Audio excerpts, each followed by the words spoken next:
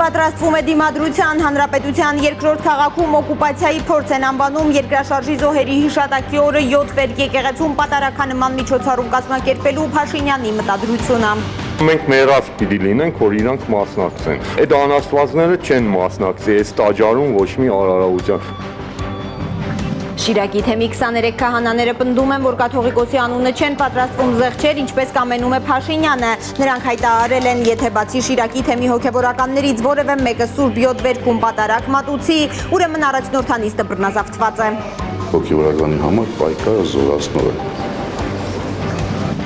Եթե ձեռք է տվել պիտի խաղա սկզբունքով է Հայաստանում ամենաբարձր հեղինակություն ունեցող կառույցի հայ-առաքելական եկեղեցու դեմ արշավում վաբանկ գնում Փաշինյանը։ Հետ դառնալու առանձնապես ճանապարհ չունի։ Երկրորդ նախագահ Ռոբերտ Քոչարյանը մեծ հավանականությամբ հենց իր դեմքով կմասնակցի սպասվող խորհրդարանական ընտրություններին, որ գործող իշխանության վերարտադրվելու հնարավորությունը փոքր է, համոզված է Քոչարյանը։ Այնպես է ստացվել, օրինակ, երկրի առաջնորդը դգետ է եւ մեծան։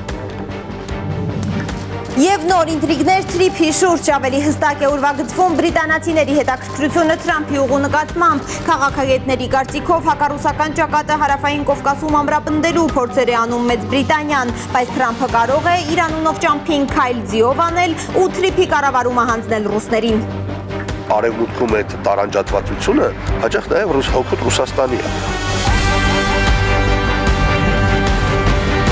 Դուք դիտում եք Հայլուրի դեկտեմբերի 6-ի ամփոփիչ թողարկումը, բարի երեկո սիրելի հայրենակիցներ, եւ այսպես Գյումրի պատրաստվում է դիմադրության։ Հանրապետության երկրորդ քաղաքում օկուպացիայի փորձ են համարում երկրաշարժի զոհերի հիշատակի օրը Սուրբ 7 վերքում պատարականման միջոցառում կազմակերպելու Փաշինյանի մտադրությունը։ Գյումրեցիները ասում են, որ պատրաստ են Փաշինյանի ուժայիններով շրջապատված կրոնական թափորի այցին։ Դեռ հայտնի չէ, թե վարչապետի ենթակայության տակ գործող քահանաներից որ մեկը վաղը պատարակ կմատուցի Գյումրի 7 վերք առաջնորդանիստ եկեղեցում։ Շրջիկ պատարակի համար կարծես քահանա չի ճարվում։ Փաշինյանը, ինչպես հայտարարել է, չի պատրաստվում մասնակցել պատարակի, որի ընթացքում կհնչի Գարեգին II անունը, իսկ Շիրակի թեմի 23 քահանաները պնդում են, որ կաթողիկոսի անունը չեն պատրաստվում զեղչել։ Նրանք հայտարարել են, եթե բացի Շիրակի թեմի հոգևորականներից որևէ մեկը Սուրբ 7 վերքում պատարակ մատուցի, կնշանակի առաջնորդանիստը բռնազավթված է։ 7 վերքը հաղթահարել է թուրքական երկու օկուպացիա, սա էլ կհաղթահարի պատվով, համատեղ հայտարարության տեքստում գրել են թեմի հոգևորականները։ Ինչ տրամադրություն է Գյումրիում, կպատմի Լիլիթ Խալաթյանը։ Էսի կամ մեր վերջն է լինելու, կամ իրանց վերջն է լինելու։ Աստծուն այսպես տաճարներ պետք չեն, իրանց պես անաստվածներով հանդերձ։ Քոչրական են տրամադրված Գյումրիում, լարված սպասում են կիրակնորյա պատարակին։ 7 վերքում է այս անգամ կամենում ծնկի գալ Փաշինյանը, չի կամենում լսել վեհափարի անունը պատարակչի շուրթերից։ Էսի վերջերը մեր ազգային վերջերն են, 7-ն չէ, 7777 վերք ունենք մենք արդեն ազգովի, ու էսի մեր վերջերն են։ Իրանք նոր են հիշել, հա, երևի տաճարները, կամ այս 7 տարի չէին հիշել, այսպես նախընտրական շրջանում հիշեցին տաճարները կամ քահանաների հետ խնդիրները։ Մենք մեռած պիտի լինենք, որ իրանք մասնակցեն։ Ուրեմն մենք արդեն մեռել ենք։ Այդ անաստվածները չեն մասնակցի այս տաճարում ոչ մի արարողության։ Գյումրեցիների խոսքով Փաշինյանը չէ, որ պետք է մաքրի եկեղեցին։ Եկեղեցու նորոգման օրակարգը պատարակը աղճատելով չեն առաջ տանում, ասում են մարդիկ։ Անաստվածները Աստծուց խոսելու իրավունք չունեն։ Մեր նույն եկեղեցին ասել է՝ մի շանանա, մի կողանա, մի սպանի, մի խապիր, մի ուրանա, ու իրանք ու շանացել են, խապել են, ուրացել են, ու այսօր այդ շանացող, ուրացող, դավաճանող, սպանող կողերը Աստծուց խոսան, Աստծու տուն մաքրելուց խոսան, եթե իրանց պես անաստվածները չմտնեն մեր տաճարները, մեր տաճարները մաքրելու կարիք չի ունենա, բայց այսօր կարիք ունի մեր տաճարը մաքրելու ու նման տագանքներից ու մենք մաքրելու Էսի իմ տաճարն է, այստեղ ես եմ օձը ու նման անաստվածները այստեղ ոտք չեն տանի։ Անվտանգության ծառայողներով շրջապատված Փաշինյանի ներկայությունը չի խանգարելու հավատավոր ժողովրդին դեկտեմբերի 7-ին պատարակի մասնակցել 7 վերք եկեղեցում, ասում են քաղաքացիները։ Այո, իհարկե կմասնակցեմ։ Ես իմ առաքելական եկեղեցու հետնորդն եմ, անպայման պատարագին կմասնակցեմ։ Միայն վատը գիտեք որն է, սպասում եմ, որ նորից պետք է տեխնիկային այդ շոուն ներկայացումը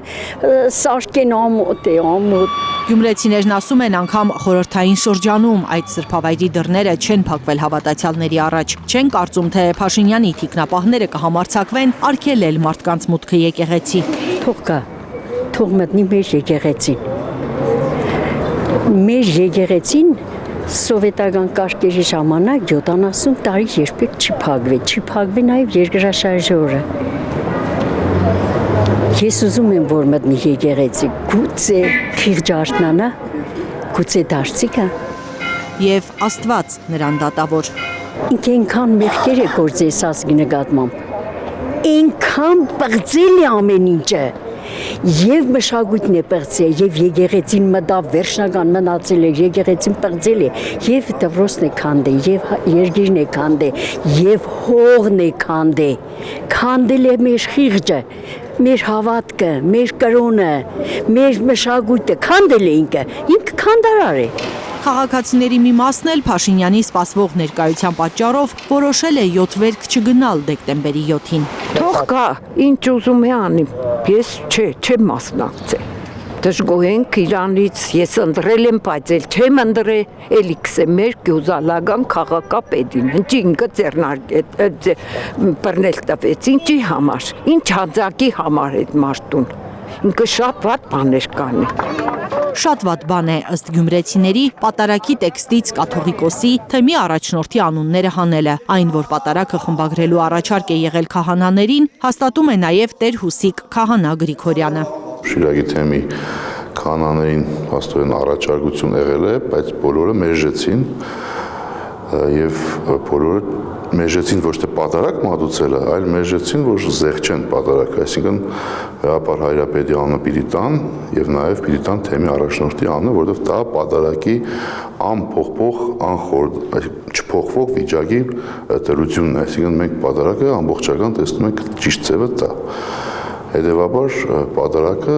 մեր մոտ որ մատուցում ենք, նշանակում է թե մատուցում ենք ըստ հավուր պատշաճ։ Ըստ կանոնական ձևի Կիրակնորյա պատարակը մատուցելու է Տեր Շիրակ ավագ քահանա Առաքելյանը, որը չի պատրաստվում զեղչել Գարեգին II Միքայել Սրբազանի անունները։ Գիտենք, որ հայտարարություն կար նաև դրանից առաջ, որ կմասնակցի երկրի վարչապետը միայն այն տեղերում, որտեղ որ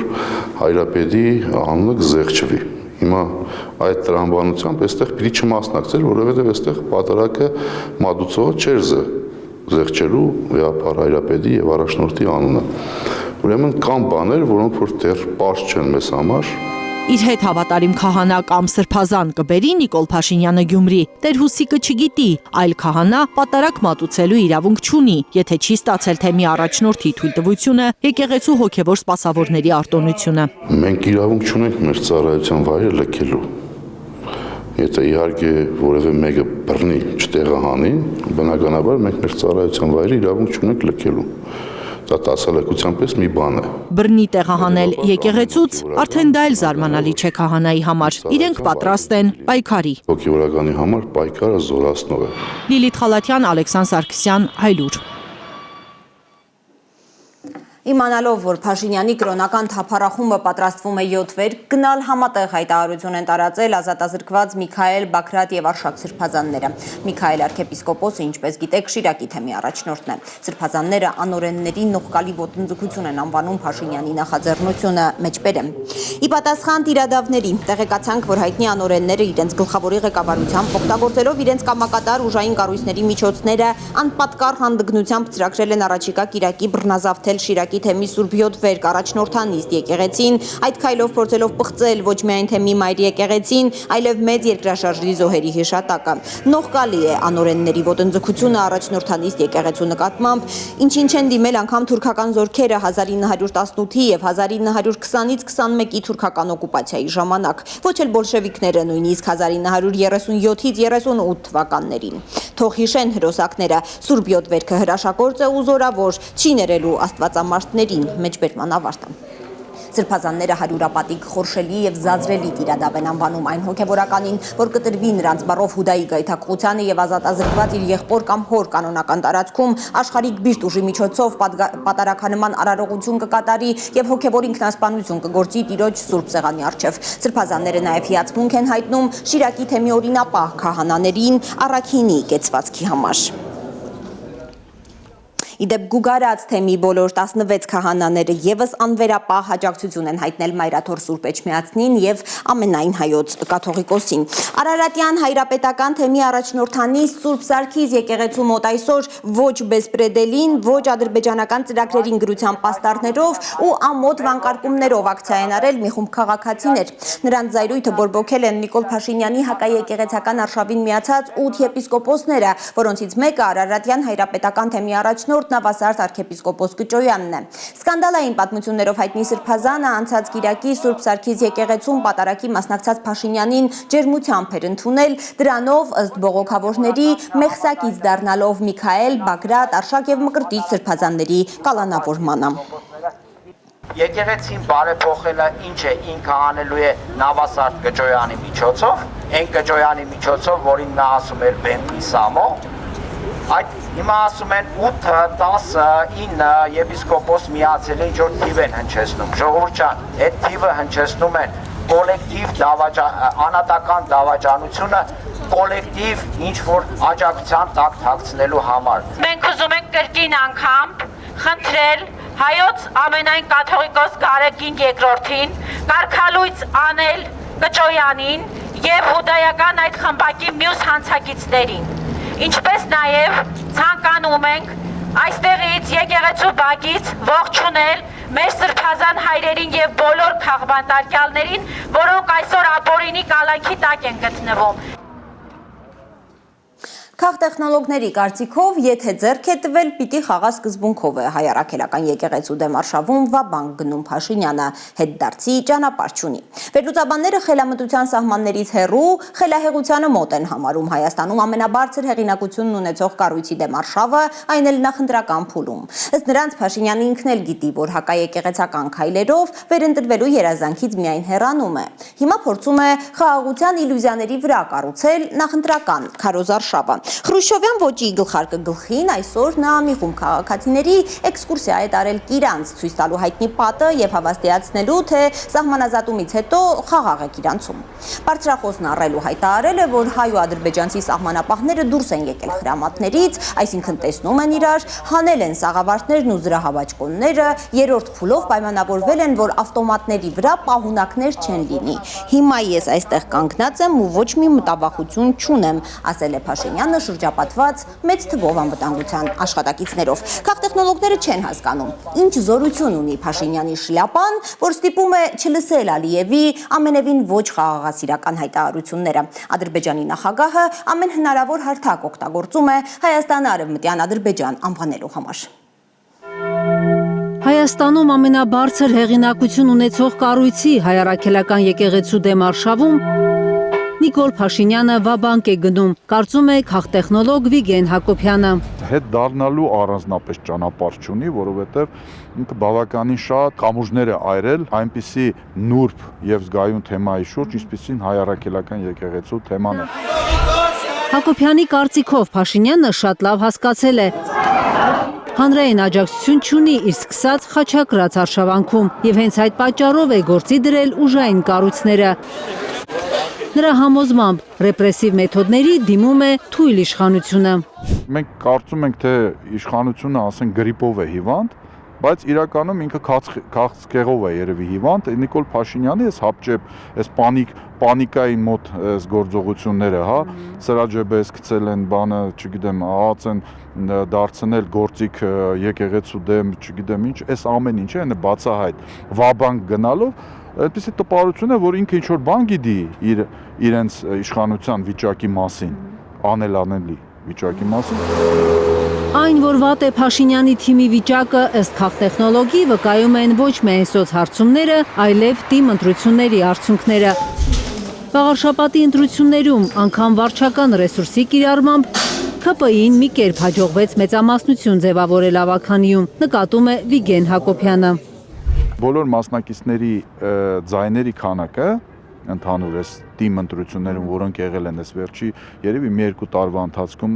Երևանից սկսած, լավ, հա, երկու տարվա, 23 թվականի սեպտեմբերին էր,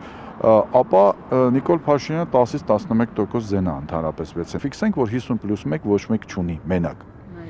Ոչ մեկ չունի եւ իշխանությունն էլ ամենայն հավանականությամբ նույնիսկ եթե համարենք, որ ինչ որ մի հատ սատելիտ սպոյլեր կուսակցության հետ փորձի դաշինք կազմել հետո, ասենք էլի չի ձգելու այդ ամեն ինչը։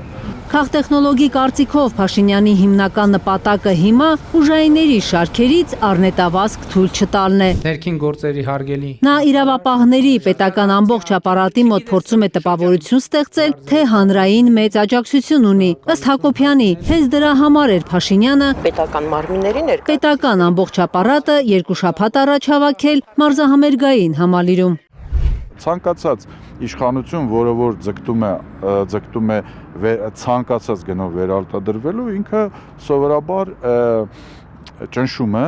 ուժային ռեսուրսը։ Ես կարծում եմ ուրիշ ռեսուրս ինքը այս պահին ամենայն դեպս չի տեսնում, որովհետև չի աշխատում ոչ մի տենց բաներ, քաղաքական բան, ոչ խաղաղության այդ պայմանագրի շուրջ, այդ հեքիաթները, այդ ժամանակի շուրջ պայթեցրեց ինքը, երբ ասեց արդեն խաղաղություն է նախաստորագրվածի մասը։ Քաղտեխնոլոգի կարծիքով, եթե անգամ 2026-ի ընտրությունների նախաշեմին Փաշինյանը Ալիևի հետ ստորագրի խաղաղության պայմանագիրը, դա չի ավելացնելու նրա քվեները։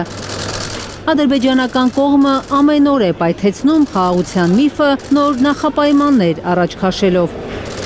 Կարնե Մանգասարյան, Միրենա Պողոսյան եւ Գագիկ Տեր-Ղազարյան, Հայլուր։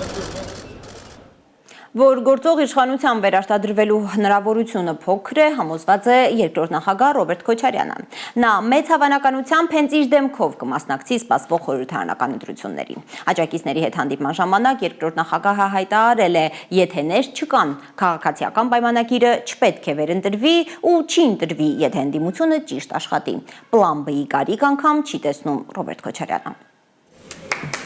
Ռոբերտ Քոչարյանը կմասնակցի 2026-ի խորհրդարանական ընտրություններին։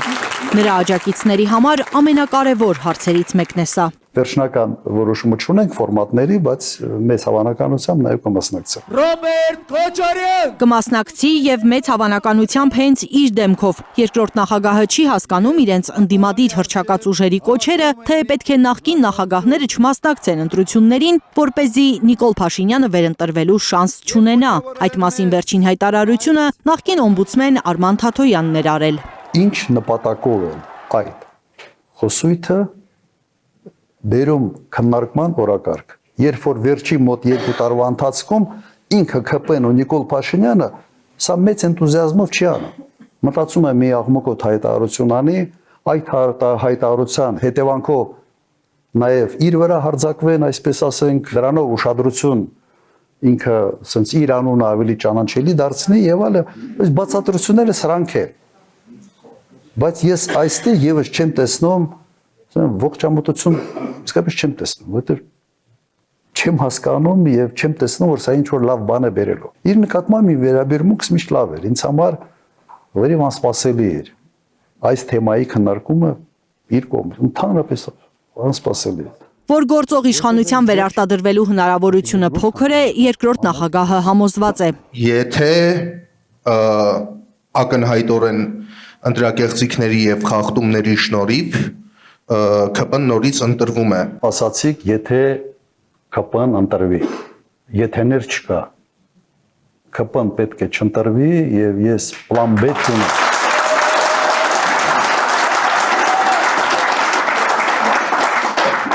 Իսկապես այդ պլան B ես չունեմ ու չեմ ուզում դրա մասին մտածել։ Եթե մենք ճիշտ աշխատենք, ԿՊ-ն վերընտրվելու շանս չունենալու։ Քոչարյանի խոսքով Փաշինյանը թոք է Հայաստանի Հանրապետության վզին եւ այդ թոքից պետք է ազատվել։ Ըստ երկրորդ նախագահի, վարչապետի հույսը մնացել են իրեն ենթակա ուժային կառույցները։ Փողոց մոբիլիզացնելու ռեսուրս նա վաղուց չունի։ Դրա մասին են վկայում անգամ եկեղեցին գրոհելու փորձերի տապալումը։ Բայց իր կոչով դուրս գալ փողոց, գնալ վիարան գրոհել բան չի կարա։ Չունի այդ հնարավորությունը։ Եթե ունենար, ապա այս KGB-ի մեթոդներով չէր սկսի աշխատել եկեղեցու հետ։ Այդ համարձակությունը չունեցավ, հասկանալով, որ սա ավելի պրոբլեմային է եւ փորձեց աշխատել ճիշտ այնպես, ինչպես աշխատում էր ժամանակին հենց KGB-ն։ Կոմպրոմատներով մարդկանց գտնելով, որոնց կարելի է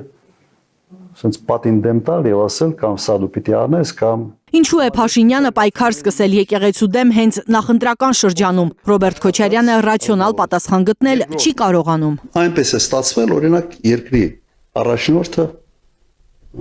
տգետը եւ մեծապետ։ Հակաեկեղեցական արշավի հիմքում եկեղեցին մաքրելու Փաշինյանական հեքիաթը չէ, վստահ է երկրորդ նախագահը։ Հակառակ դեպքում նա իր շուրջ չէր հավաքի ամենավարկաբեկված հոգևորականներին։ Ինքը քանդեց այն բացատրությունը, որով ինքը փորձում էր ներկայացնել իր շարժարիթները։ Միգուցե նրա համար է արվում, որ խոստում ունի 300,000 ադրբեջանցիների հետ բերելը եւ հետ բերել մի միջավայր, որտեղ նաեւ մեր եկեղեցին, որը մեր ինքնության հենասյունն է, հենասյուններից մեկը, միգուցե սա պետք է քայքայված լինի։ Այս անկյան տակ նաեւ փորձենք նայել։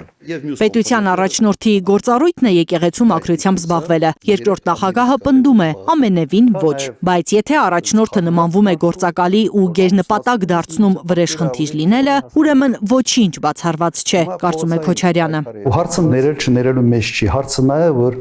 դու չպետք է քո էներգիան ուղղես միայն դրան։ Այդ Գրաֆ Մոնտե Կրիստոն լավ ֆիլմ է։ Իսկապես նայվում է այդ ֆիլմը։ Բայց եթե դու ֆիքսված ես դրա վրա, դու խնդրեմ ունես։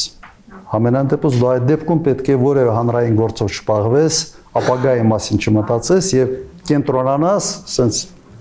անցյալում քեզ վատություն արած կամ քեզ դավաճանած մարդկանց հետ հաշիվներ մաքրելու վրա։ Սա լավ բան չի, հատկապես երկրի առաջի դեմքի համար։ Մենք տեսնում ենք Նիկոլ Փաշինյանին, որի ամբողջ կյանքի նպատակը վրեժխնդրությունն է։ Նախկինների ստվերի հետ կռիվ տալ նշանակում է առաջ չգնալ, ասում է Քոչարյանը եւ բացատրում, թե ինչու 1998-ին իշխանության գալուց հետո այդ վտանգավոր ճանապարհը չի ընտրել։ Սա Երևան քաղաքում այն ժամանակ եղել է երկու հատ բենզազապարավկաներ երկու հատ էր։ Մեկը Գազանանուց էլ ճանապարհի վրա, մեկն արդեն չեմ հիշում որտեղ էր։ Հիմա ես այն ժամանակ այդ սաղ դարդերը թողած անգնեմ թե ինչ որ մարդ են դատում։ Հիմա Նիկոլ Փաշինյանը գնացել այդ ճանապարհով։ Ես համոզված եմ մենք կթունավորեինք ուղղակի մթնոլորտը։ Եվ այն նպատակը, այն մարտահրավերները, որը իմ առջև այն ժամանակ կաղնած էր, հաստատ ես պետք է շեղվեի ամբողջությամբ այդ թեմաների մեջ։ Իսկ ինչ է լինում, երբ օր ու գիշեր մտածում ես միայն պատժելու, վրեժխնդիր լինելու մասին։ Լինում է այն, ինչ ունենք այսօր։ Շարունակ թմբկահարվող տնտեսական աճ եւ ոչ մի տոկոսով չնվազող աղքատություն, արձանագրում է Քոչարյանը։ Մոտ 8 տարում աղքատությունը ոնց ընդունել են, այդպեսին էլ մնացել է։ Իմ ժամանակ մենք միջին տնտեսական աճը ունեցել ենք 10.5% տարեկան։ 10 տարվա ընթացքում միջին աճ։ Եվ 10 տարվա ընթացքում աղքատությունը 56%-ից իջել է մինչև 25%։ Այս տնտեսական աճը զուգորդվում է աղքատության նվազման հետ։ Եթե չի զուգորդվում, նշանակում է կամ նկարված է տնտեսական աճը, կամ դրանից օգտվում է միայն մարդկանց մի փոքր շրջանակ։ Ուրեմն այդ գումարները ուղղակի մսխվում են։ Կամ նկարում են, բայց պարտքը չեն նկարում, պարտքը իրական պարտք է։ Մնացած թվերը նկարում են ինչ որ ձևի արդարանալու համար։ Գրավիչ թվեր հնչում են նաև կենսաթոշակների մասին հայտարարություններում։ Իշխանության ներկայացուցիչները հպարտանում են, թե 22%-ով միջին կենսաթոշակն է ավելացել եւ ոչ մի խոսք 26% գնաճի մասին։ Երբ որ դու ինֆլյացիայի մասով ավելացնում ես թոշակը, դրա անունը թոշակ ավելացում չի։ Դրա անունը ինդեքսացիա է։ Ուրեմն դա այն է, ինչ դու պարտավոր ես անել։ Հիմա այդ ինչ որ պարտավոր են անել ներկայացնում է որպես թոշակի ավելացում, ինչ լավություն արեցին։ Եվ եթե դուք համեմատեք այդ նույն ընթացքում քանի տոկոսով աճել պետական պաշտոնյաների աշխատավարձերը, նո ֆանտաստիկայի ժանրից է։ Ֆանտաստիկայի ժանրից։ 14 միլիարդ դոլար է այսօր Հայաստանի Հանրապետության արտաքին պարտքը, նկատում է երկրորդ նախագահը։ Ընդգծում, արտաքին պարտքի սպասարկման վճարը ավելի շատ է, քան կրթությանը հատկացվող փողը։ Բայց դա չի քննարկվում Հայաստանում, այլ այն, թե ինչ գույք է Ռոբերտ Քոչարյանը իր կառավարման տարիներին իբր Ռուսաստանին նվիրել։ Իբրև թե դուք Հայաստանին պատկանող կարևորագույն կառույցները գույքը տվել եք Ռուսաստանին։ Իրականում գույք պարտքի դիմաց գործարքը կատարվել է ատոմակայանի նորոգման համար հատկացված 100 միլիոն դոլար պարտքը մարելու համար։ Այդ պարտքը կամ պետք է մարեինք քաշով։ Եվ ընդհանրապես բյուջեն այն ժամանակ եղել է 300 միլիոն դոլար։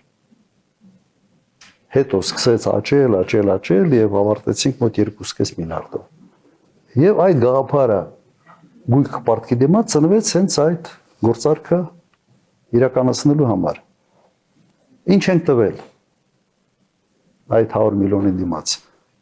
Գործարան Մարս, Հրազդանի Փշեկը, հինը առանց 5-րդ բլոկի եւ 3 գիտահետազոտական ինստիտուտ։ Մարս գործարանի հիմնական արտադրությունը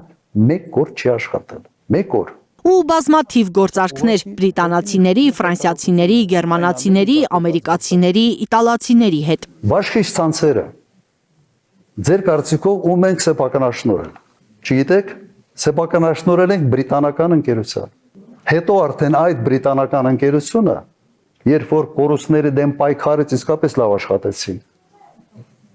Ծախեցին Ռաոյեսին ռուսական։ Իրենք են ծախել վաճառ։ Հիմա նայեք, ես ինչ ցանկ եմ վերում, բաշխիչ ցանցեր, բրիտանական, վիոլա ջուր, ֆրանսիական, կոնյակի գործարան, ֆրանսիացիք, հյուրանոցներ, Ամերիկա, Իտալիա, զվարթնոց Արգենտինա, ասենց որ քաջարան գերմանական քրոնիմետ ընկերությունը հայտնի ընկերություն էր։ Այն ինչ որ արվել է նաև դրսի եվրոպական, կանադական տարբեր երկրների ներդրողների հետ, սրանց իշխանության օրոնք, սրանց մի մասը դառան ռուսական սեփականություն։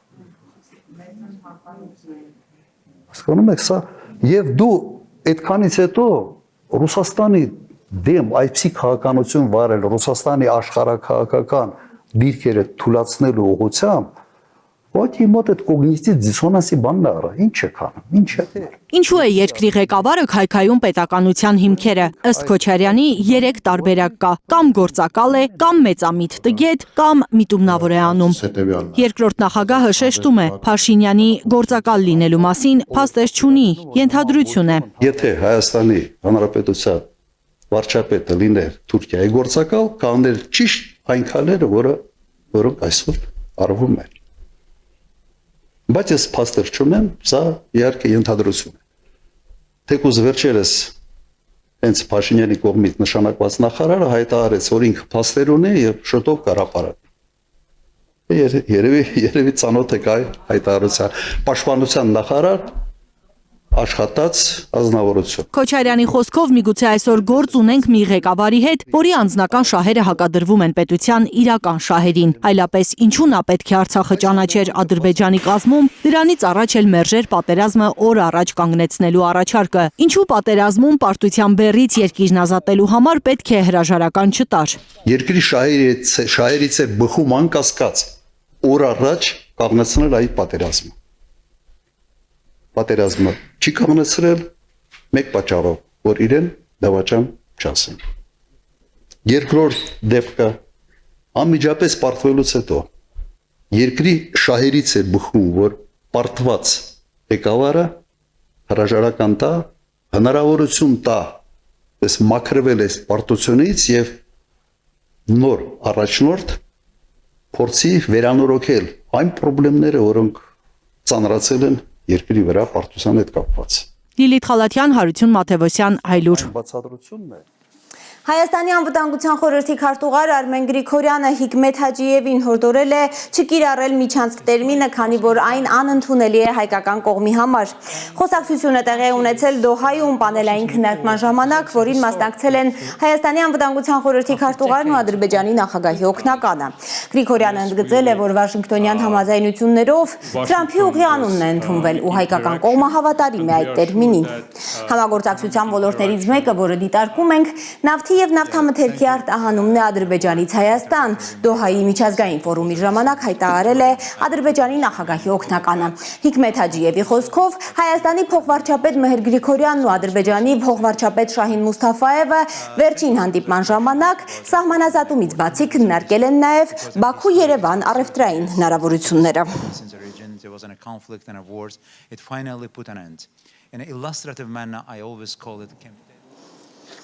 Հայաստանի անվտանգության խորհրդի քարտուղար Արմեն Գրիգորյանի հետ պանելային քննարկման ժամանակ Ադրբեջանի նախագահի օգնական Հիկմետ Հաջիևը հայտարարել է նաև, որ հայերն ու ադրբեջանցիները նոր ստատուս քվո են ստեղծում Հարավային Կովկասում։ Հօգուտ ում է թեքվելու այդ ստատուս քվոն։ Նոր ինտրիգներ են շարունակում հյուսվել Թրիփի շուրջ։ Ավելի հստակ է ուրվագծվում բրիտանացիների հետաքրքրությունը Թրամփի ուղու նկատմամբ։ Բրիտանացի պաշտոնյաները կամ գալիս են Հայաստան, կամ մերոնց ընդունում ու ակնհայտ շահագրգռվածություն ցույց տալիս։ Քաղաքագետների կարծիքով հակառուսական ճակատը Հարավային Կովկասում ամրապնդելու փորձեր է անում Մեծ Բրիտանիան, բայց Թրամփը կարող է իր անունով ճամփին քայլանել ձիով ու Թրիփի կառավարումը հանձնել Ռուսաստանին։ Մամուլի բերան ընկած այդ տեղեկությունները վերլուծաբանների կարծիքով անհիմն չեն։ Լիլիթ Սարգսյանն է հետևում թեմայի զարգացմանը։ Թրիփի միջպետական պայմանագրային փաթեթի մշակման համար երկուշաբթի Մեծ Բրիտանիա կգնա միջազգային իրավական հարցերով Հայաստանի ներկայացուցիչը։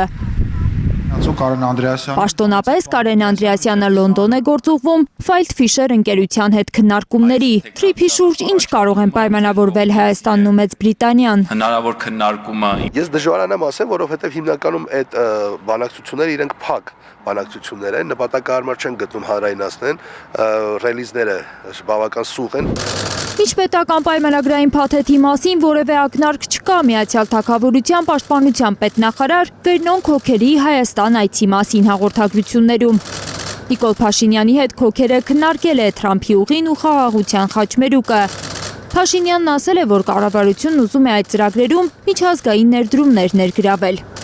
Քանի որ Հայաստանի ղեկավարը օրեր առաջ հանրայնացրեց այդ շիփի հետ կապված որոշակի դրվագներ, այդ թվում նաև իրավական կարգավորման ներգրավության առումով, իրենք ցանկանում են ինչ-որ ձև, ինչ-որ ֆորմատով ներգրավել։ Դա կարող լինի կազմակերպության տեսքով, օրինակ այդ պահնորդական կազմակերպության տենդերն անելով։ Հայ-ամերիկյան կոնսորցիում է ստեղծվելու, որ որոշելու է, թե որ երրորդ կողմն է մասնակցելու նախագծի շինարարությանը,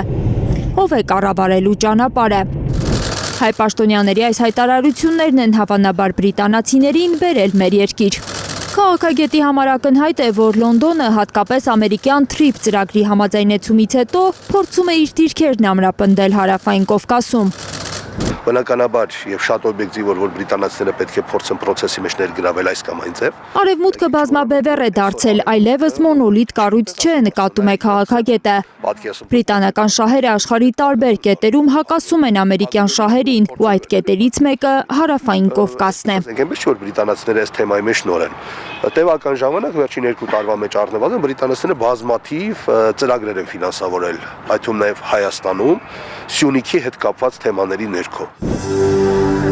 Սյունիքում Ֆրանսիան ու Իրանը հյուպատոսություն ունեն։ Ռուսաստանը հյուպատոսարան բացելու մտադրություն ունի։ Մեծ Բրիտանիան Սյունիքում իր ներկայությունն ապահովելու տարբերակ է փնտրում։ Դա գործընթաց է, որի մեկնարկը Նիկոլ Փաշինյանն է տվել քաղաքագետի գնահատմամբ։ Ինք ասում ես չեմ կարող պահել Սյունիքը, ամեն մեկը տեկեք ձեր մասով պահեք։ Մենք փորձում ենք Սյունիքը սարքել ընդհանուր, այսպես դաշտ ու խնդիրն է, որ խոսելով խաղաղության խաչմերուկի մասին, դա բախման խաչմերուկ է դառնալու։ Հայաստանում բրիտանական առաջին մշտական պաշտպանության բաժինը բացելու համար է Հայաստան եկել բրիտանացի պաշտոնյան ըստ Մեծ Բրիտանիայի դեսպանության։ Ղևոնդյանի խոսքով հայ-բրիտանական ռազմատեխնիկական համագործակցությունը գաղտնի է պահվում, հայկական մի քանի ստորաբաժանումներ Մեծ Բրիտանիայում են վերապատրաստվում։ Միացյալ Նահանգների հիմա արդեն պատերազմի նախարարության պաշտոնական ներկայացուցիչը մոտ 4 տարի Հայաստանի պաշտպանության նախարարությունում աշխատում է։ Հասկանում եք ինչի մասն եմ խոսում։ Պաշտպանության նախարարությունը փակ գործունեություն ենթադրող կառույց է։ Հիմա նույնը բրիտանացիներն են փորձում ինչ-որ ֆորմատով ներգրավել։ Հակառուսական ճակատը հարավային Կովկասում ամրապնդելու փորձեր է անում Մեծ Բրիտանիան, վստահեցնում է քաղաքագետը։ Բայց չի բացառում, որ Միացյալ Նահանգները կարող է հակազդել դրան թրիփի կառավարումը Ռուսաստանին հանձնելով։ Մամուլի այդ լուրերը անիրատեսական չի համարում Ղևոնդյանը։ Էլի եմ կրկնում, Միացյալ Նահանգների քաղաքականությունը, Ռուսաստանի քաղաքականությունը եւ Եվրամիության քաղաքականությունը ինձ բավական տրանսֆորմացվել են։ Այսինքն արևմուտքում այդ տարանջատվածությունը հաճախ նաեւ հօգուտ Ռուսաստանի է։ Լիլիթ Սարգսյան, Հենրիկ Համազասպյան, Անի Ղանդիլյան, Հայլուր։ Հանդիպումների ժամանակ Զանգեզուրի միջանցք թե թրիփ, մինչ բանավեճը շարունակվում է ձևակերպումների շուրջ, Ադրբեջանը հայտարարում է, որ իր բնորոշմամբ միջանցքի շինարարությունը սկսվել է Նախիջևանում։ Այս եւ Ադրբեջանում տեղի ունեցող հայկական շահերին առնչվող եւս մի քանի թեմա կքննարկենք Հայլուրի տարածաշրջանային վերլուծաբան ադրբեջանագետ Արման Բադալյանի հետ։ Բարի երեկո, Արման։ Բարի երեկո, Լարա։ Ուրբաթ Ադրբեջանի երկաթգիծ ընկերությունը հայտարարեց, որ Նախիջևանի երկաթգծի նախագծման եւ արդիականացման աշխատանքը ավարտվել է ու Հայաստանի սահմանի մոտ գտնվող Սալամալիք կայարանից սկսվել է շինարարությունը։ Կարող ենք համարել, որ Թրամփի ուղու շինարարության մեկնարկը տրված է։ Ըստ էության այո, Լարա, բայց Ադրբեջանը նման կերպ է ներկայացնում, որ օգոստոսի 8-ին ձեռք բերված պայմանավորվածության համաձայն կառուցում է Զանգեզուրի միջանցք։ Այսինքն Ադրբեջանը չի լսում Հայաստանի իշխանությունների հորդորները այն մասին, որ դադարեցնենք կիրառել Զանգեզուրի միջանցք տերմինը եւ Թրամփի ուղի արտահայտությունը կիրառում է միայն Վաշինգտոնյան համաձայնագրին հղում տալով։ Ադրբեջանը հույս ունի, որ գոնե մինչև եկող տարվա կեսը կառարկայնացնի Զանգեզուրի միջանցքը, իսկ մենք գիտենք, որ հայկական կողմը նախատեսում է Թրամփի ուղու աշխատանքները սկսել եկող տարվա կեսերին։ Ադրբեջանի այս շտապողականությունը ամենայն հավանականությամբ պայմանավորված է նրանով, որ Ադրբեջանը ուզում է թուրքական միջանցքի այս պատմական հնարավորությունը ձեռքից բաց չթողնել։ Բացի այդ, Ալիևը փորձում է բիզնես մտածելակերպ ունեցող Թրամփին ցույց տալ, որ ինքը նույնպես գործի մարդ է։ Արման, Վաշինգտոնի առաջ գերազանցիկ աշակերտ ներկայացող Ալիևը շարունակում է ռուսական ազդեցության օջախներ փնտրել երկրի ներսում եւ ճնշել դրանք։ Այո, Լարա, Ադրբեջանում շարունակվում է քաղաքական դաշտը մաքրելու եւ վերաձևավորման գործընթացը։ Այս շաբաթ ձերբակալվեց Ադրբեջանի ամենահայտնի ընդդիմադիր գործիչը, Ադրբեջանի ժողովրդական ճակատ կուսակցության ղեկավար Էլիկ Հերամլին իշխանության բռնի զավթման կամ սահմանադրական կարգի տապալման մեղադրանքով։ Նրան անմիջապես կապեցին մի քանի ամիս առաջ նույն մեղադրանքով ձերբակալված Ռամիզ Մեհդիևի հետ, ով Ադրբեջանում համարվում է ռուսամետության ամենավառ խորհրդանիշը, եղել է Գիտությունների ազգային ակադեմիայի ղեկավար եւ նաեւ Իլհամ Ալիևի այսպես կոչված քաղաքական հայրը։ Արդյունքում Ադրբեջանում քաղաքական ճնշումները ընդդիմադիրների նկատմամբ հասարակության մեջ ձևավորեցին հակառուսականության տրամադրություններ։ Արման, արդյոք Ադրբեջանի բռնած այդ հակառուսական գծի հետ է կապված Ադրբեջան-Վրաստան հարաբերություններում վերջին սրացումը։ Ինչպես գիտենք, երկար ժամանակ վրացական մաքսակետերում կարծես միտումնավոր արգելափակել էին ադրբեջանական բեռնատարները, ինչը բողոքի մեծ ալիք էր բարձրացրել։ Լարա, դժվար է պնդել, որ դեպի Ռուսաստան ուղված Վրաստանի կառավարության պատժիչ գործողություններն էին սրանք ուղված Ադրբեջանին, չնայած որ այս միտքը արտահայտեց նաև Վրաստանի նախկին նախագահ Սաակաշվիլին։ Նա բանտից հայտարարություն տարածեց, որտեղ երևում էր, որ Մոսկվան է մեղավոր այս վրաց-ադրբեջանական հարաբերությունների սրացման մեջ եւ փաստորեն Ադրբեջանին էլ հասկացրեց, որ խնդիրը պետք է գտնել այլ վայրում, այլ ոչ թե Վրաստանում։ Իհարկե այս հայտարարությունը շատ արագ տարածվեց ադրբեջանական լրատվամիջոցներով եւ ադրբեջանցիներին էլ ավելի բորբոքեց, հասկացնելով, որ խնդիրը միայն տեխնիկական չէ, ինչպես պնդում էին վրացիները։ Իհարկե մի քանի օր անց այս հարցը լուծվեց, բայց ամեն դեպքում խնդիրը մնաց օդում կախված, որովհետեւ մենք տեսանք, որ տարածաշրջանի տարանցիկ ուղիները շատ փխրուն վիճակում են եւ հնարավոր է, որ նման խնդիրներ առաջանան անգամ լավ հարևանների կամ վստահելի գործընկերների միջև։ Շնորհակալություն Արման, սիրելի հայրենակիցներ, մեր երկրորդ տաղավարում էր Հայլուրի տարածաշրջանային վերլուծաբան ադրբեջանագետ Արման Բադալյանը։ Սիրելի հայրենակիցներ, այժմ համառոտ այն մասին, թե ինչ ունենք թողարկման երկրորդ մասում։ Դաշնակցությունը ժողով է արել հիմնադրման 135-ամյակի կապակցությամբ ու արձանագրել հայրենիքը, ժողովուրդը եւ եկեղեցին վտանգված են։ Ոչ միայն էջմիածնական աթոռը, այլ համայն մեր եկեղեցին։ Սպասեք միջազգային օրակարգի թոփ նյուզերին, ռուս-ուկրաինական բանակցությունների ծայրը չի երևում, բայց հակամարտությունները կարգավորելու խոստումներով Միացյալ Նահանգներում իշխանության եկած Թրամփը խաղաղարարի դափնիներ է ընդունում։ Եվ մեկ մարդ է զոհվել Պրոշյան փողոցում 7 ավտոմեքենայի բախման հետևանքով, Տեսլայի կին վարորդը սթափ չի եղել ու չի ունեցել վարորդական վկայական։ Թե քեֆները լավ ալնում, թե ինչ ազդեցության տակ ալնում, դա էլ չգիտեմ, դա էլ Աստված գիտի։ Եվ այսպես Դաշնակցությունը հիմնադրման 135-ամյակի կապակցությամբ կազմակերպված արարողության ժամանակ արձանագրել է հայրենիքը, ժողովուրդը եւ եկեղեցին վտանգված են։ Էդգար Խուշյանը կպատմի։ Հանուն հայի, հանուն պետության, այս կարգախոսով է իր 135-ամյակը նշում հայ հեղափոխական դաշնակցությունը։ Աշխարհասփյուռ կուսակցության ներկայացուցիչները մեկ հարկի տակ են հավաքվել մայր հայրենիքում։ Նվիրումի ու պայքարի մեկ դար ու 35 տարի, բայց նույն տեսլականով, նույն երթումով, հանուն հայի, հանուն պետության։ Անուրանալի է դաշնակցության անցած ճանապարհը, հայրենիքը պաշտպանելու ու սերունդներին ազգային ոգով դաստիարակելու գործում նկատում է Մայրաթոռի արտաքին հարաբերությունների սերունդների եւ արարողակարգի բաժնի տնօրեն Նաթան Սրբազանը։ Անուրանալի է նաև այս կուսակցության կարևոր դերը հայոց ցեղասպանության ճանաչման գործում տարբեր երկրների, տարբեր ազգերի կողմից։ Եվ այսօր էլ ցավոք դեռևս կան պայքարի առաջնագծեր։ Առաջնայինը եղել է մնայունը, այլ ոչ թե գնայունը, դրանով առաջնորդված պիտի գնան դեպի ազգի նորանոր հաղթանակների։ Հայաստանը ճակատագրական ջրբաժանի առաջ է կանգնած, հայկական ինքնությունը համակարգային հարվածի թիրախ է դարձել, ասում է ՀՅԴ Գերագույն մարմնի ներկայացուցիչ խորհրդարանի падգամավոր Իշխան Սաղաթելյանը։ Մեր անվտանգության համակարգը քանդվում է ոչ թե նորով փոխարինելու, այլ անվտանգության նոր խնդիրներ ստեղծելու դիտավորությամբ։ Մեզ ստիպում են դադարել հավատալ, որ Հայաստանը երբևէ կարող է լինել ուժեղ։ Մեզ ստիպում են նույնիսկ մոռանալ մեր հաղթանակների մասին, վերածննդի մասին եւ այլևս չերազել դրա ուղղությամբ։ Մեր ինքնության սյուները, եկեղեցի, պատմություն, ազգային խորհրդանիշեր ներկայացում են որպես անցյալի բեռ, որոնցից պետք է հրաժարվել։ Այդպես էին վերաբերվում նաև Արցախին։ Ձախողման է դատապարտված Հայաստանը Սփյուռքից բաժանելու բոլոր դավադրությունները, քանի որ Հայաստանը եւ Սփյուռքը մեկ միասնություն են վստահել Լիբանանի խորհրդարանի անդամ դաշնակցական Հակոբ Բագրատունին։ Անընդունելի եւ մերժելի են մեր ազգային արժեքներն ու խորհրդանիշերը անարգող, ոտնագողերող թավերը։ Հայաստանի այցարակելական Սուրբ եկեղեցին,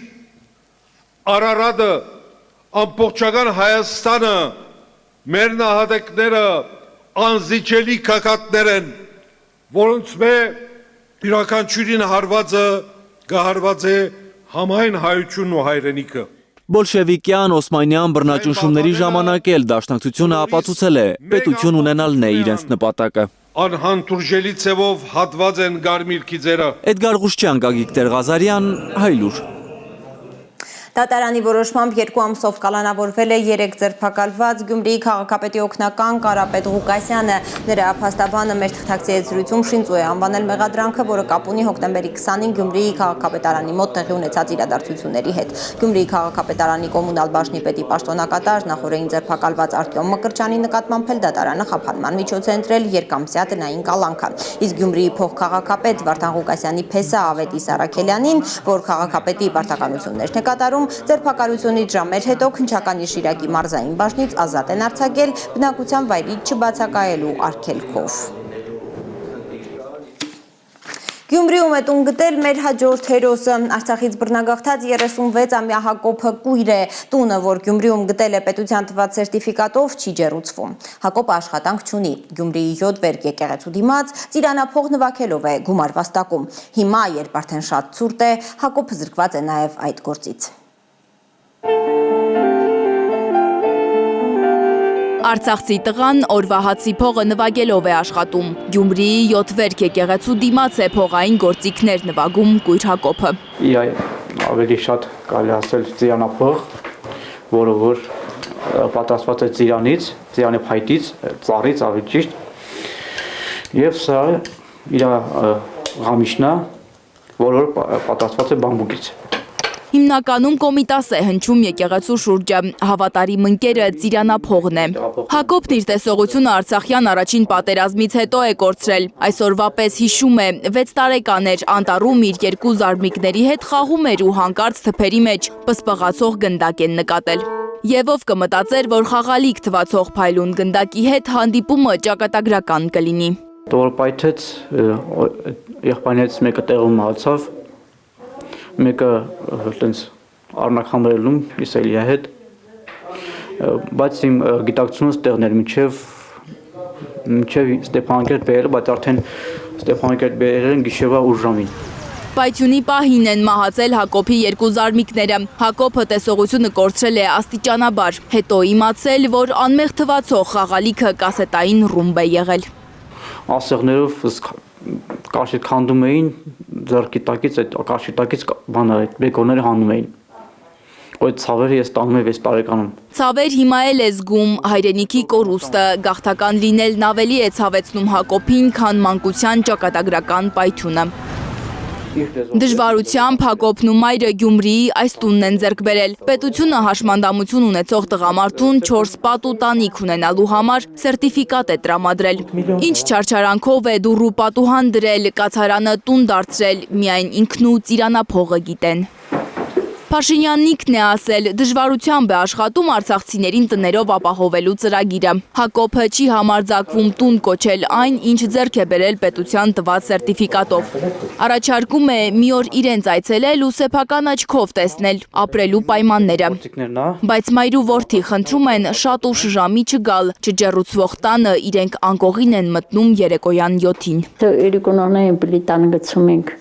տեղը թականամա պարկում ենք լի։ Ցուրտելիս տեղել է հացինք տուն բնում։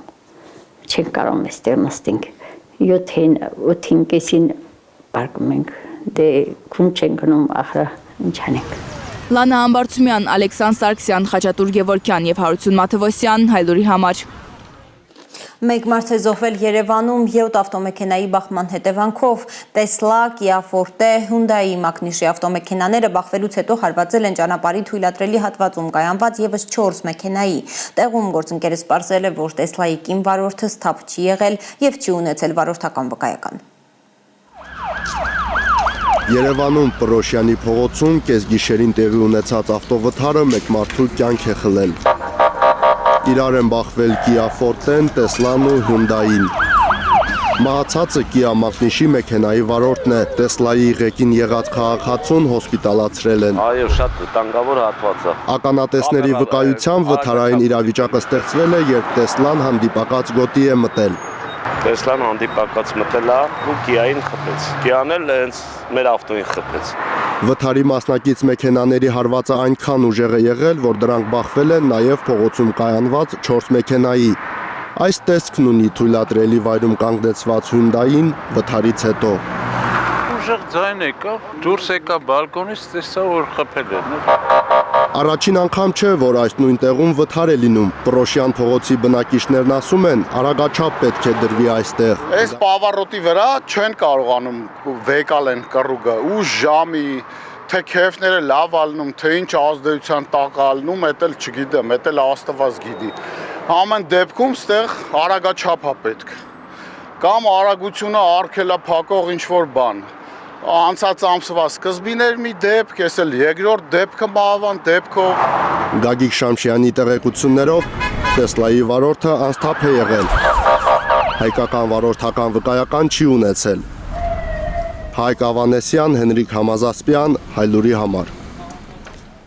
Անցնենք առաջ, Միացյալ Նահանգների նախագահ Դոնալդ Թրամփը շնորհակալություն է հայտնել Ադրբեջանի ու Հայաստանի ղեկավարներին Նոբելյան խաղաղության մրցանակին իր թեկնածությունը առաջադրելու համար։ Ադրբեջանական լրատվամիջոցները հայտնում են, որ այս բովանդակությամբ նամակ է գրել Թրամփը Ալիևին։ Հայաստանի վարչապետը, Ադրբեջանի նախագահը ու եւս մի քանի աշխարհի առաջնորդներ առաջարկել էին Թրամփին խաղաղության Նոբելյան մրցանակ շնորհել։ Այս տարի, սակայն նա չարժանացավ այդ մրցանակին։ Փոխարենը դարձել է FIFA-ի խաղաղության մրցանակի առաջին դափնեկիրը։ Միջազգային օրակարգի այս ու մյուս նորությունները Լիլիթ Գասպարյանն է հավաքել մեկ ռեպորտաժում։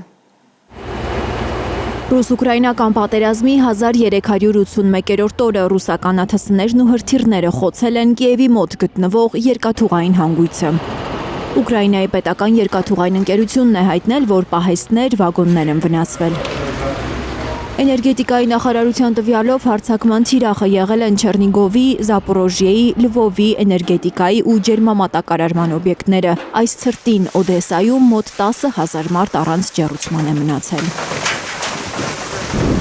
Ռուսական աղբյուրները գրում են Ռիազանի եւ Վորոնեժի վրա ուկրաինական ԱԹՍ-ների հարձակման մասին։ Ըստ այդ շրջանների ղեկավարների, ուկրաինական հարձակման հետևանքով հրդեհներ են բռնկվել բազմահարկ բնակելի շենքերում։ Այս ընթացքում շարունակվում են ռուս-ուկրաինական բանակցությունները։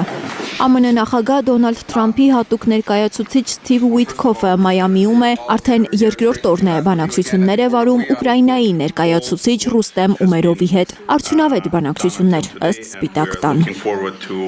Դիվանագիտական հանդիպումներին մասնակցում է նաև նախագահ Թրամփի փեսան Ջարեդ Քուշները, Ուկրաինայի զինված ուժերի գլխավոր շտաբի պետ գեներալ Անդրեյ Գնատովը։ Ումերովն այս բանակցությունների ընթացքում է հստակ շեշտադրել ուկրաինական կողմի դիրքորոշումը հասնել այնպիսի կարգավորման, որը կպաշտպանի Ուկրաինայի անկախությունն ու ինքնիշխանությունը, կապահովի ուկրաինացիների անվտանգությունը։ Ռուս-ուկրաինական պատերազմը կանգնեցնելու խոստմամբ իշխանություն եկած ԱՄՆ նախագահը դեռ չի կատարել խոստումը, բայց արդեն դարձել է խաղաղության մրցանակի առաջին դափնեկիրը FIFA-ի։ Վաշինգտոնում 2026 թվականի աշխարհի առաջնության վիճակահանության ժամանակ է մրցանակը հանձնվել Թրամփին՝ ի նշան աշխարհում խաղաղության եւ միասնությանն ուղղված նրա բացառիկ գործողությունների։ Այդպես է որոշումը մեկնաբանել FIFA-ի նախագահը։ Նահանգների ղեկավարն ասել է իր համար մեծ պատիվ է մրցանակը ստանալը։ Այդ ընթացքում Պուտինը անմոռանալի հիշողություններ էր կերտում Հնդկաստանում։ Այդ երկրի արտաքին գործերի նախարարն է Պուտինի երկօրյա այցը Նյու Դելհի անվանել հաջողված ու անմոռանալի։ Բաց եւ կառուցողական մթնոլորտում են անցել բանակցությունները։ Այսպես է նկարագրել Պուտինը հնդիկ գործընկերների հետ շփումը։ Կողմերը պայմանավորվել են ընդլայնել առևտրային եւ պաշտպանական կապերը։ Լիլիթ Գասպարյան, Հայլուր։ Կեղծ են լուրերը, թե Ալբանիայի արհեստական բանականությամբ գեներացված առաջին կին նախարարը ձերբակալվել է 14 բիթքոին մոտավորապես 1.3 միլիոն եվրո կաշառք ստանալու մեղադրանքով։ Պարզվում է, սա հումոր է եղել, որ տարածել են խորվաթական կայքերը։ Նաև գրել, որ նախարարի Դիելայի փաստաբանը, որը նույնպես արհեստական բանականությամբ է գեներացված, պնդել է, թե իր հաճախորդը անմեղ է։ Ինչպես հիշում եք, Դիելան սկանդալով էր նախարար նշանակվել։ Խորհրդարանում ընդդիմադիր պատգամավորները շշեր էին նետել վարչապետի ուղղությամբ, երբ նա տարօրինակ նախարարին գովել էր որպես իր կառավարության թափանցիկության խորհրդանիշ։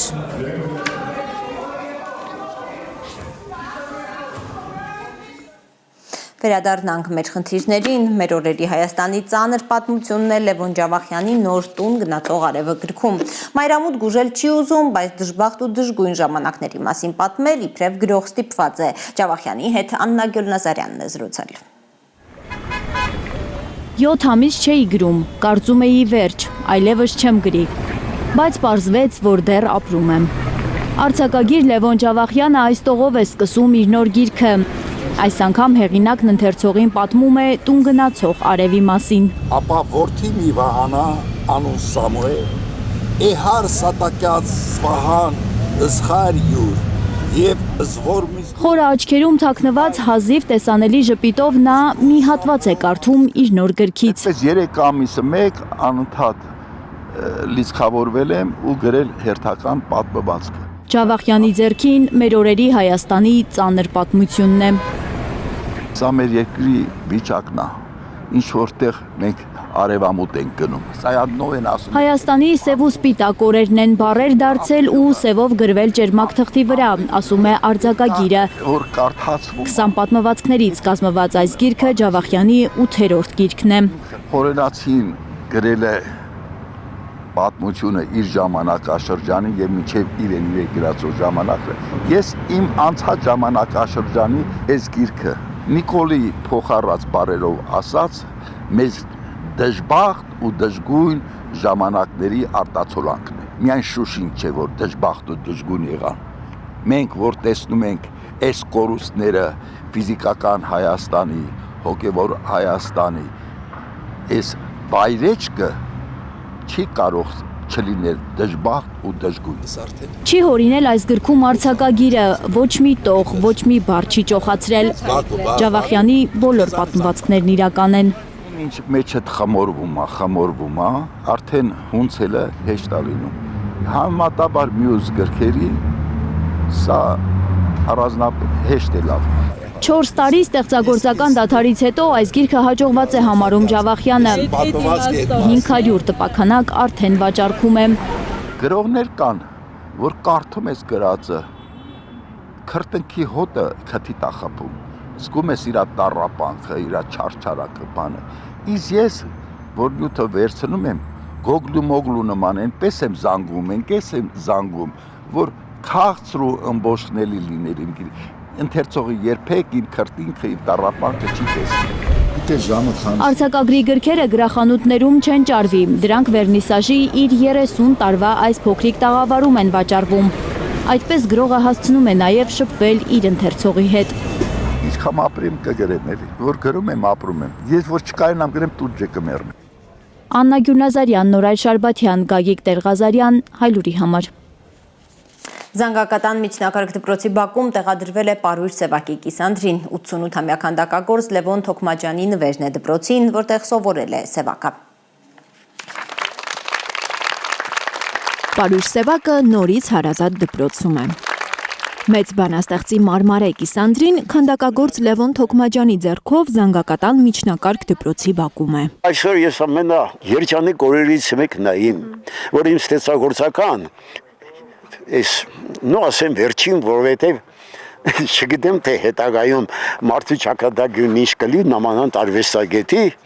սա իմ լավագույն գործերիցն են։ Ես արել եմ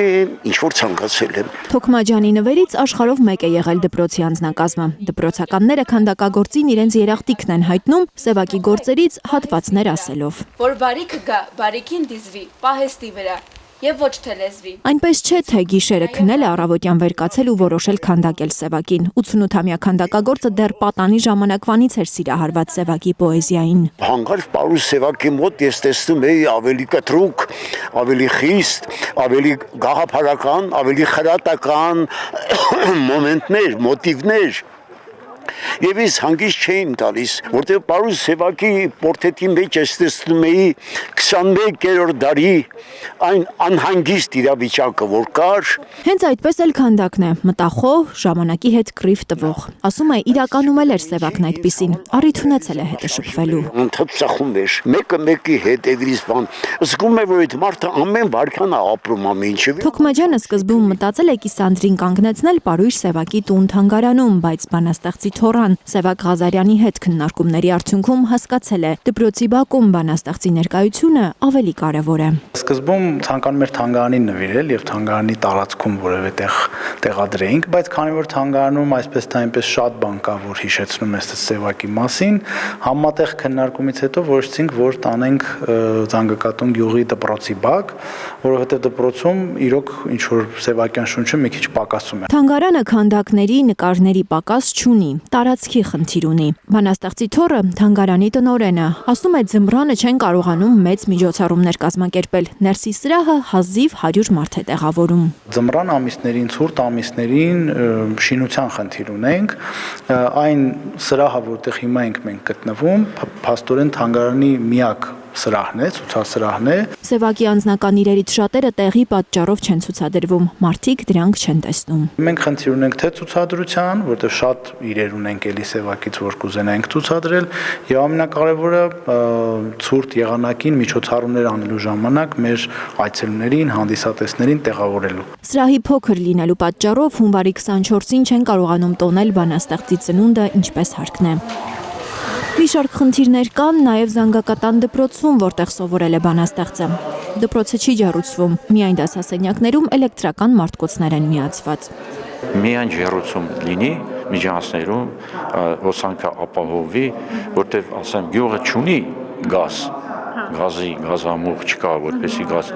Ստիպված մենք դիմում ենք այդ էլեկտրական մարտկոցներին։ Քանդակագործ Լևոն Քոթանջյանը հիմա ակտիվ աշխատում է Քրքրքորյանի քանդակի վրա։ Հույս ունի այն կգտնի իր արժանի տեղը Հայաստանում։ Լիլիթ Գասպարյան, Աշոտ Մնոյան, Անի Ղանդիլյան, Հայլուր։ Եվ վերջում 72 տարեկանում մահացել է ականավոր վիրաբույժ, պլաստիկ վիրաբույժ Արտավազ Սահակյանը։ Հերացի համալսարանական հիվանդանոցի պլաստիկ վերականգնողական վիրաբուժության եւ միկրովիրաբուժության կլինիկայի ղեկավարը, ԵՊԲՀ պլաստիկ վիրաբուժության ու միկրովիրաբուժության ամբիոնի վարիչը, նաեւ Տավուշի պատվավոր քաղաքացի էր։ Շուրջ 50,000 վիրահատություն է արել։ Ժամանակին ապրելու նոր հույս է տվել նաեւ այժմ Հայաստան խմբակցության ղեկավար Սեյրան Օհանյանին։ Ցավակցական ուղերձում Օհանյանը գրել է մեջբերեմ պատերազմների հորձանուտներում ու խաղաղության տարիներին իր ոսկե ձեռքերով նա նորից կանգնելու, առաջ գնալու ուժ ու վստահություն էր տալիս։ Արտավազ Բագրատին նաև իմ բժիշկն էր, ով կանգնեց իմ կողքին, երբ վիրավոր էի, կայացրեց որոշում եւ նրա կատարած վիրահատությունից հետո կյանքը, պայքարը նոր շարունակություն ունեցան ինձ համար, մեջբերման ավարտը։ Հայլուրի թիմը եւս ցավակցում է սիրելի Արտո Բագրատիչի ընտանիքին, մտերիմներին, հարազատներին։